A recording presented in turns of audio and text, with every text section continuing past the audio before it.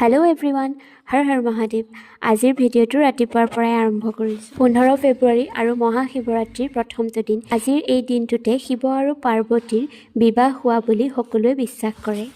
আপোনালোকে বাৰু জানেনে আজিৰ এই দিনটোত মহাশিৱৰাত্ৰি বুলি কিয় মনা হয়? মই পঢ়িবলৈহে পাইছোঁ, যেতিয়া শিৱ বাবাই শিৱগণৰ লগত বৈৰাগীৰ ৰূপত পাৰ্বতী মাক বিয়া কৰাবলৈ গৈছিল, তেতিয়া পাৰ্বতীৰ পৰিয়ালবৰ্গই সকলোৱে তেওঁক বৈৰাগীৰ ৰূপ দেখি ভয় খাইছিল।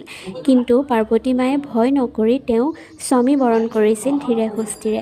আৰু যেতিয়াই পাৰ্বতী মায়ে শিৱ বাবাক স্বামী বৰণ কৰিলে, তেতিয়াই শিৱ বাবাই সকলোকে আচৰিত কৰি পেলালে আৰু সকলোৱে দেখি মোহিত হ'ল।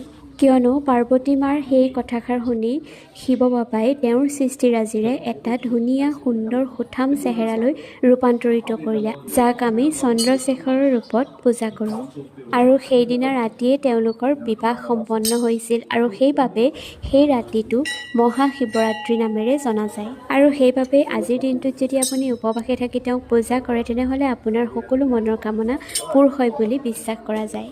হৰ হৰ মহাদেৱ।